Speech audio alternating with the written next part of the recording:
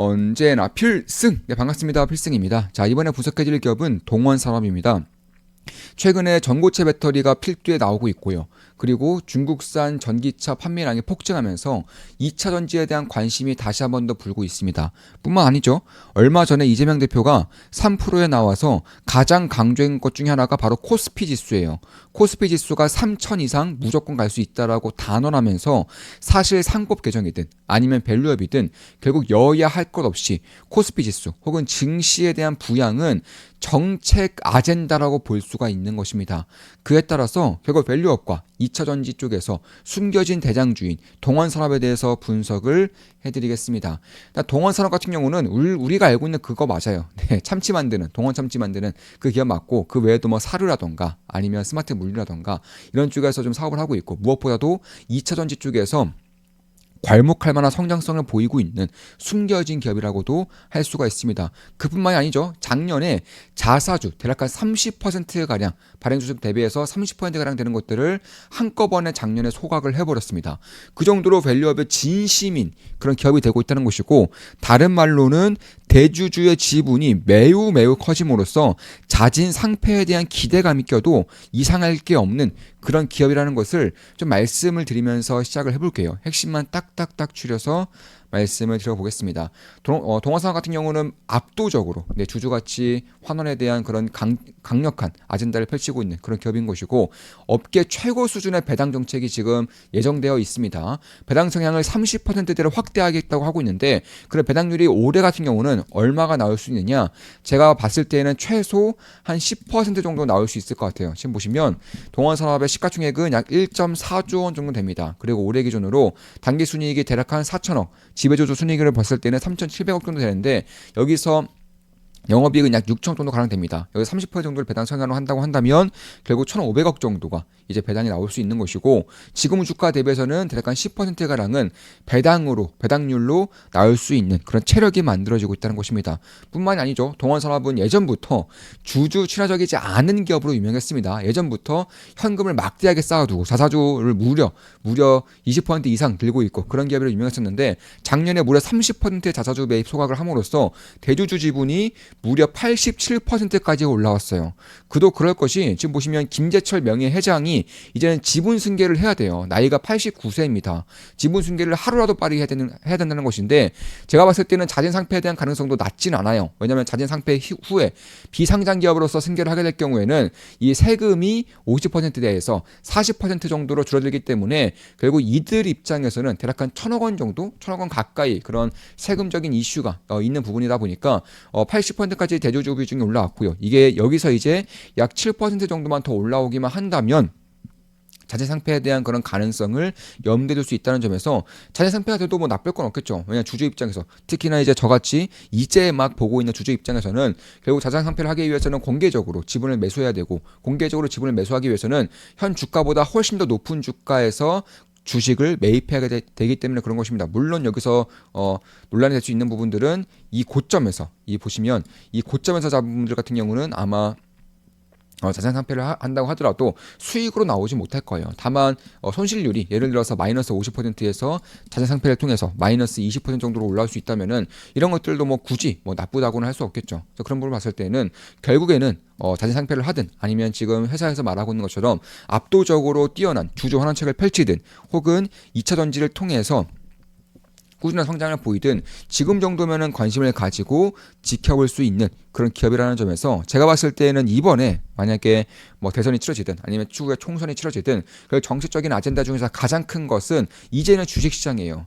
그 전 대선까지만 하더라도 부동산이 가장 큰 아젠다였다면은 이제는 주식입니다. 왜냐하면 주식 같은 경우는 대한민국 국민의 약 1,400만 명 정도가 이제 한국 주식에 투자하고 있는, 한국 주식 계좌를 가지고 있는 그런 상황이다 보니까 결국 주식 부양을 얼마나 잘 펼치냐에 따라서 결국 어떤 당 혹은 어떤 인물이 정권을 가져갈 수 있을지 정해질 수 있기 때문에 그런 것이고, 그런 부분을 봤을 때 동원산업 같은 경우는 밸류업에 굉장히 잘 맞고 상법 개정에서도 상당히 잘 부합하는 그런 기업 중에 하나라는 것이고, 뿐만 아니라 이제 주주 수익률, 그러니까 주주 수익률 같은 경우는 이제 주가 상승률과 그 배당 수익률을 합쳐서 연간 약 40%를 달성시킬 수 있게 하겠다 이렇게 밝힌 것인데, 이거 뭐 엄청난 수치입니다. 사실 우리나라에서 주전환책으로 가장 강력하게 펼치는 쪽도 최대 맥시멈이 한 40% 가량 돼요. 그런데 이런 것들을 맥시멈까지 채웠다는 점에서 그런 부분을 봤을 때 동원 산업이 이제 모티브를 하고 있는 기업들은 일본 기업들이에요. 일본의 뭐 도요타 이런 기업들처럼 결국에는 주주 수익률을 딱 정해놓고 거기에 딱딱딱 맞춰서 가는 기업이다 보니까 마찬가지로 동원산업도 배당 수익과 그리고 시세 차익을 통해서 약 40% 정도를 맞춰주겠다라고 밝혀주고 있는 것이고, 현재 PBR 같은 경우, 동원산업의 PBR 같은 경우는 0.49 정도 됩니다. 0.49 정도 되는데 이거를 이제 올해까지 1 이상으로 올리겠다는 거예요. 회사 입장에서 올해까지 올리겠다는 것인데, 제가 봤을 때는 내년까지만 1 이상으로 올린다고 하더라도 주가는 현재 PBR이 0.49이고 자산 가치는 가면 갈수록 늘은 그런 기업 구조다 보니까 결국에는 1 이상으로 올란다는 것은 현 주가 대비해서 최소 2배 가량은 더 띄우겠다, 2배 이상은 더 올리겠다라고 밝히고 있는 것과 다름이 없습니다. 왜냐하면 그도 그럴 것이 PBR이 0.49인 것도 그렇고 PR이 기준으로 올해 기준으로 PR이 4가 안 돼요. 올해 기준으로 PR이 4가 안 됩니다. 여기서 2배가 뛴다고 해도 한 8 정도이기 때문에 2배가 뛴다고 해도 고평가라고도 할 수가 없는 거예요. 그래서 그런 부분들을 봤을 때에도 제가 봤을 때는 주가를 많이 높여서 자생 상패를 해도 이 대주주 입장에서는 그다지 손해가 아니고요. 아니면 주주 환원책을 포용해서 배당을 아주 많이 줌으로써 본인들의 승계 자금을 구해간다고 하더라도 역시나 이득이 될 수밖에 없는 그런 부분들이 있다 보니까 그런 것들을 봤을 때에는 저는 이 동원산업에 대한 이 주주 환원책이 만약에 진짜라면 지금부터는 반드시 봐야 되는 그런 기업 중에 하나가 될 수 있다는 것이고, 물론 저 역시나 동원산업은 현재 투자하고 있지는 않아요. 다만 지켜봄으로써 지지라인이 조금 더 확고해진다거나 변곡점이 나타났을 때는 당연히 우리 멤버분들에게 실시간으로 말씀을 드리면서 투자를 진행할 생각입니다. 필승 사단 혹은 필승 멤버십에 오시면 한 달에 42,000원이면, 필승 멤버십은 한 달에 42,000원이면 제 매수 매도 내역을 실시간으로 보실 수가 있습니다. 지난주에 필사단 모임이 있었죠. 이제 이번 달 같은 경우는 필사단 모임이 총 3번이 있었습니다. 지난주에는 필사단 5기 멤버 모임이 있었는데 4기 멤버분이 이번에 결혼하시고 신혼여행을 다녀오셨어요. 그래서 저도 이제 이분이 결혼식에 참석을 해서 진심으로 축하를 드리고 왔었습니다.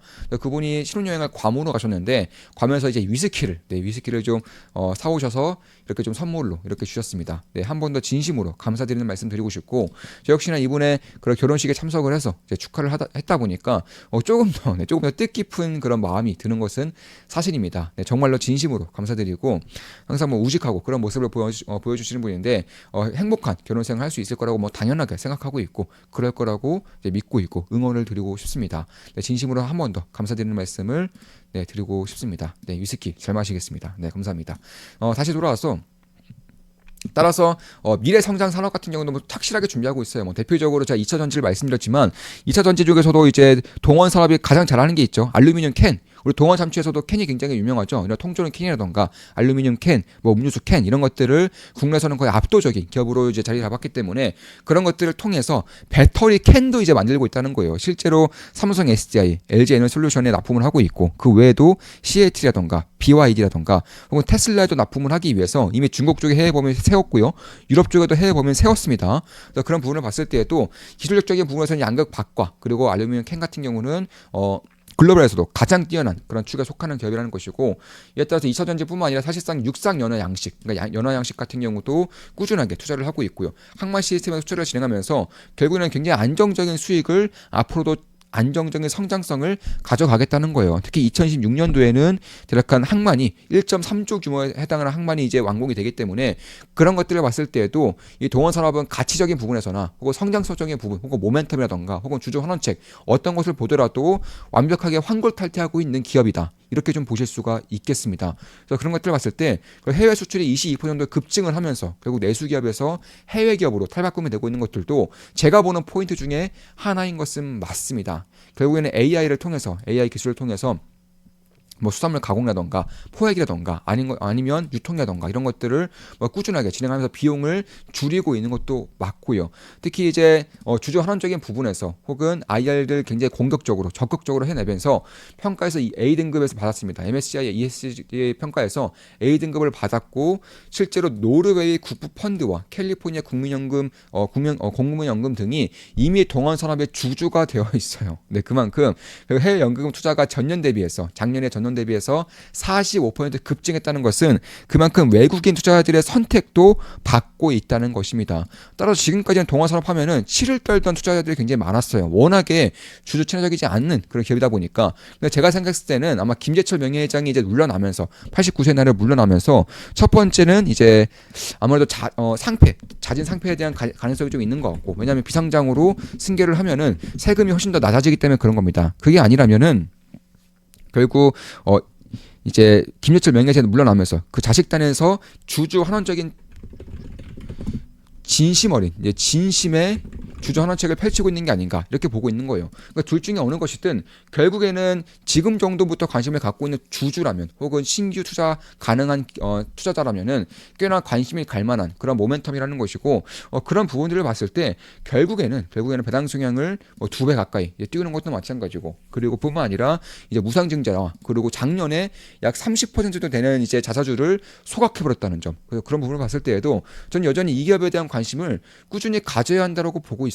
따라서 그런 것들을 봤을 때에도 꾸준하게 관심을 가져야 되는 것은 사실이다. 좀 이렇게 좀 보고 있는 겁니다. 따라서 결국 세계 최고 수준의 이제 9마이크로미터 정도의 알루미늄 양극 박과 그리고 원통형 배터리에 대한 캔 생산 혹은 파우치 생산도 마찬가지입니다. 이쪽에 대한 캔 생산 같은 경우도 매년 폭발적으로 성장하고 있는 것은 맞아요. 모두 생각했을 때 캔을 만드는 기업 중에서 동아산업만큼 잘 만드는 기업이 있습니까? 없어요. 역사적으로도 그렇고 한국에서는 동아산업이 거의 탑이란 말이에요. 이런 부분을 봤을 때 그 배터리 쪽에서도 이 캔 부분에서는 거의 유사한 기술력이 들어간다는 점에서 가장 잘할 수 있는 분야라는 것이고, 그에 따라서 결국 스마트 생산 체계든 아니면 해외 고객사 이제 확대든 혹은 이제 삼성과 LG를 통해서 매우 안정적인 성장성을 꾀하는 것이든 결국에는 이쪽에 대한 성장성이 올해부터 빠르게 나타나고 있다는 것이고, 북미와 유럽과 그리고 중국 플러스 중국도 이미 수출을 확대하고자 하고 있는 것은 맞아요.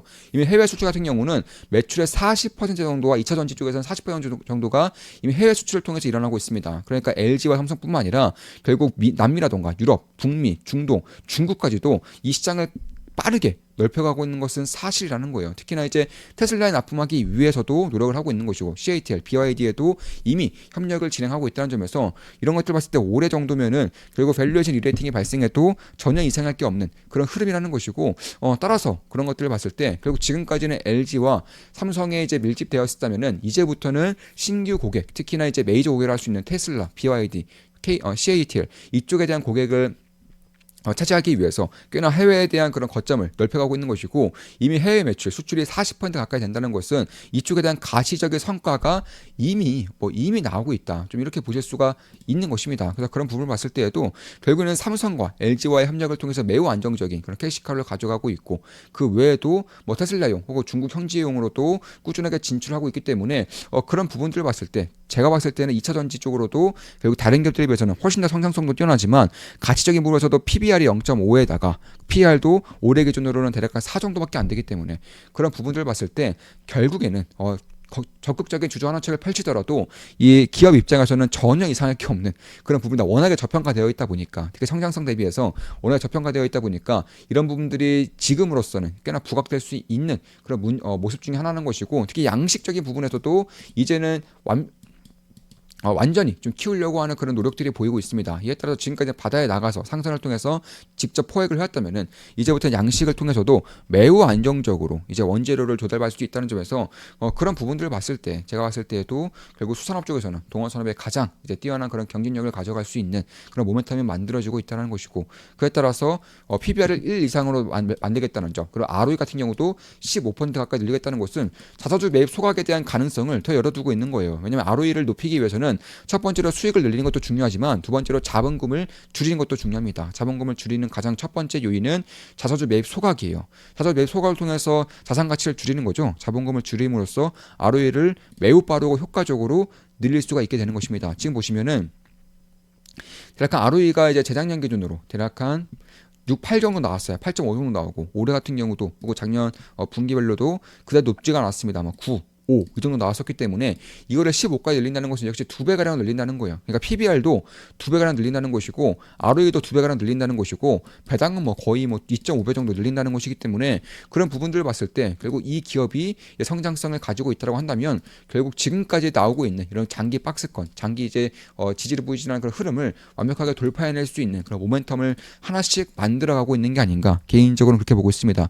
그게 아니라고 하더라도 자산 상패를 통해서 이 박스권 상단이라 혹은 그 위에서 아마 자사주 매입 혹은 공개 매수를 진행할 가능성이 높다는 점에서 그런 부분들도 꾸준하게 지켜볼 필요가 있지 않을까 이렇게 보고 있는 것입니다. 따라서 영업이익률 ROE를 15까지 만든다는 것은 기업 자체가 워낙에 좋아진다는 거예요. 워낙에 기업 자체를 성장시키겠다는 것입니다. 2차 전지와 그리고 연화 양식이라던가 혹은 대규모 항만 건설, 스마트 물류, AI 시스템 도입을 통한 비용 감소 이런 것들을 통해서 기업에 대한 성장성과 주주 환원책을 강력하게 펼쳐나가겠다는 것입니다.